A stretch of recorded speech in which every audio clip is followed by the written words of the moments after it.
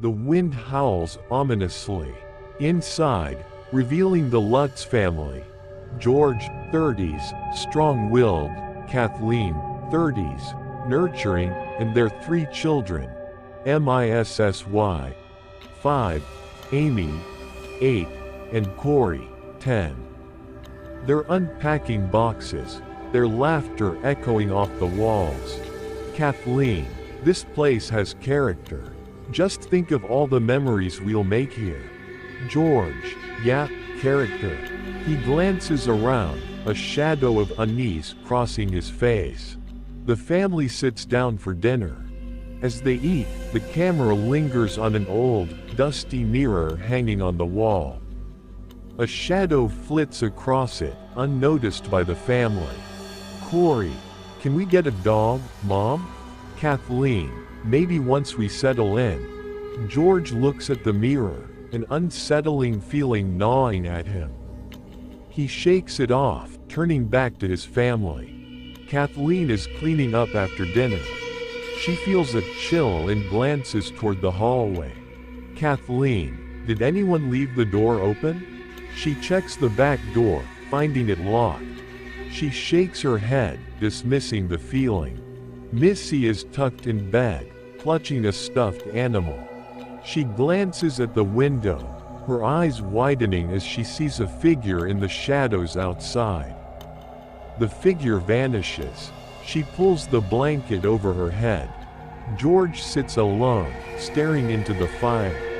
He hears whispers echoing through the house.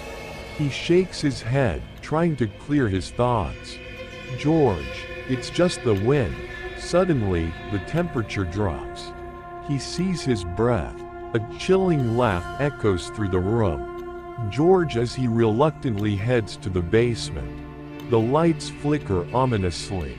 He discovers a hidden room filled with old, dusty religious artifacts.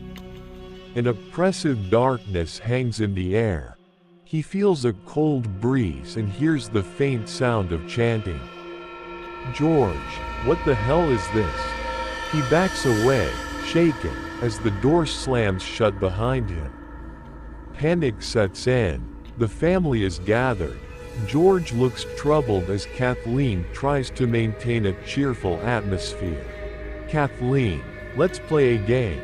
The children cheer, but George stares blankly at the mirror, where shadows seem to writhe. Suddenly, the lights flicker and go out.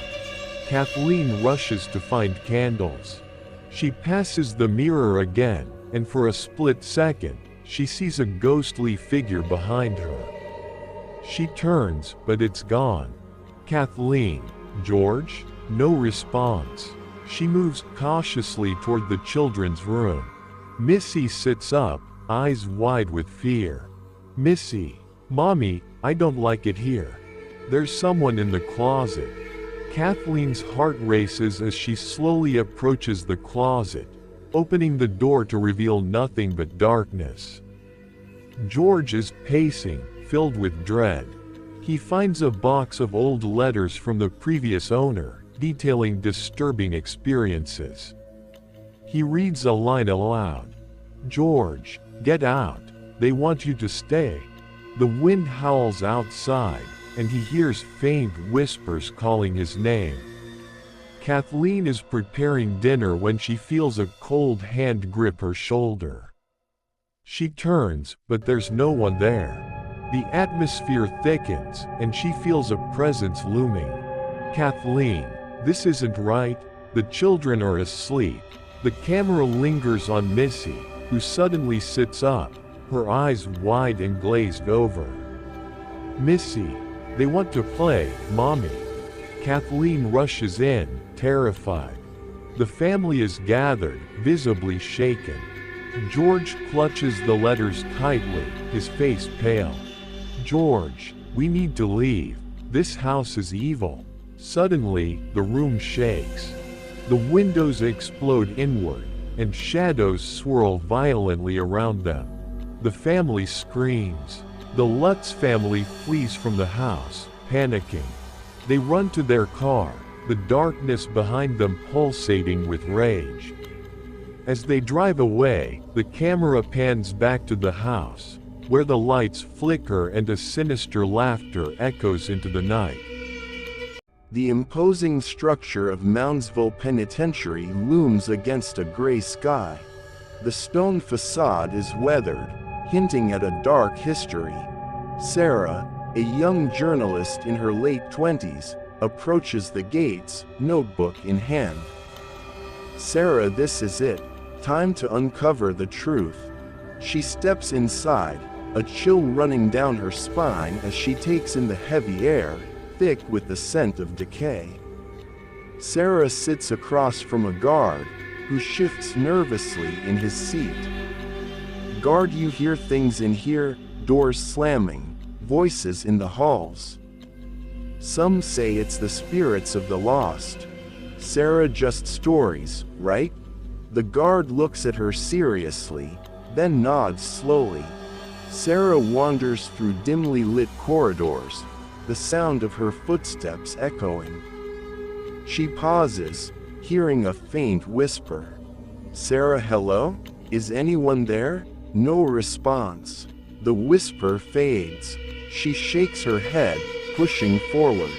Sarah discovers a hidden room, the air thick with the stench of rot. Cryptic symbols adorn the walls, glowing faintly. Sarah, what is this? Suddenly, the lights flicker, plunging her into darkness. The sound of heavy footsteps approaches. Sarah, no, let me out. She rushes to the door, but it slams shut. The symbols pulse with a sickly light. Frantically searching, Sarah finds an old diary. She flips through the pages, her eyes widening. Sarah, reading, Malcolm, rituals, summon a malevolent entity? The room shakes. A chilling presence envelops her. She feels a gaze upon her, cold and calculating. The sun rises over the penitentiary. Guards find Sarah's car outside, but she is nowhere to be seen.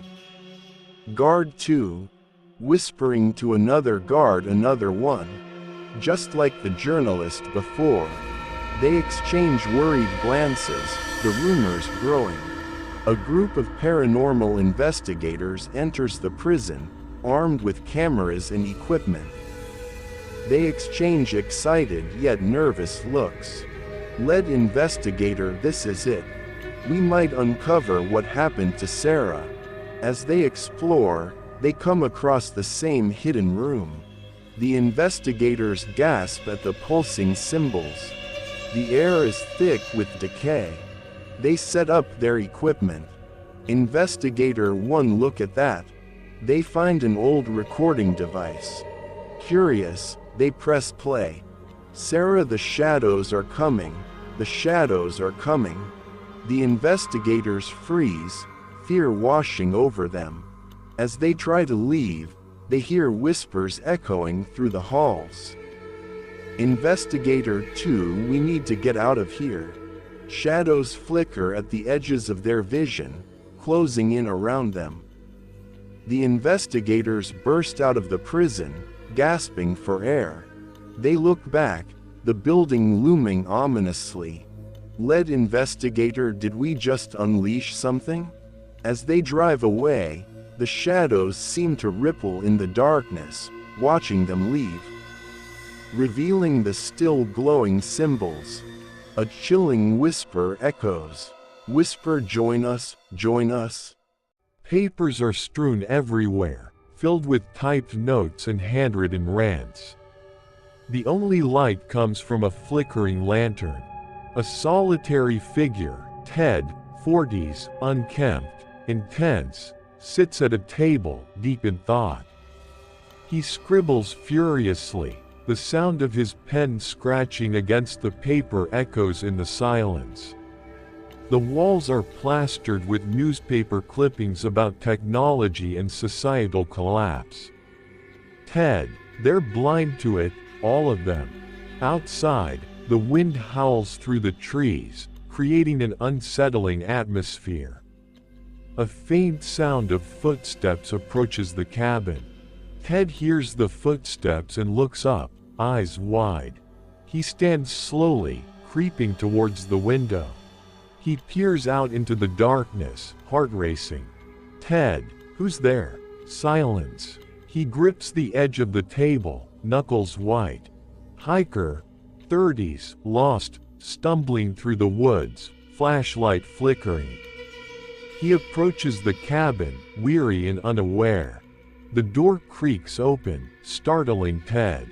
He turns, adrenaline surging as the hiker steps inside. Hiker, I didn't mean to intrude. I'm lost in. Before he can finish, Ted lunges forward, face twisted in anger. Ted, you shouldn't be here. This is my sanctuary. The hiker backs away, confused and frightened. The forest looms menacingly, branches reaching like skeletal hands. The wind whispers, almost as if sharing secrets. The hiker attempts to reason with Ted. Hiker, I can help you. Just tell me what you need. Ted's expression shifts from anger to paranoia. He moves to a corner, revealing a makeshift bomb setup. Ted, you don't understand. They'll pay for what they've done. The hiker's eyes widen in horror as he realizes Ted's intentions. Hiker, you can't. This isn't the answer. Ted's face contorts with rage. He steps closer, invading the hiker's space. Ted, you think I have a choice? The world is sick, and I'm the cure. Suddenly, police sirens wail in the distance. The hiker's eyes dart toward the sound, sensing hope. Ted notices, panic rising in him. Ted, no. They'll ruin everything. In a fit of rage, he grabs the hiker, shoving him toward the table. The hiker struggles, trying to escape. Ted's grip tightens, desperation flooding his voice. Ted, you have to understand. They don't see what I see. The door bursts open, and 2 police officers enter, weapons drawn. Officer 1, drop the weapon, hands in the air. The hiker takes advantage of the distraction, breaking free from Ted's grasp. He bolts toward the officers. Outside, the sound of shouting and scuffling erupts. The camera captures the chaos as Ted lunges toward the officers, desperation in his eyes. Ted, screaming, you don't understand, I'm saving you. The officers fire their weapons. Ted collapses to the ground, a look of realization crossing his face. The cabin is now eerily silent.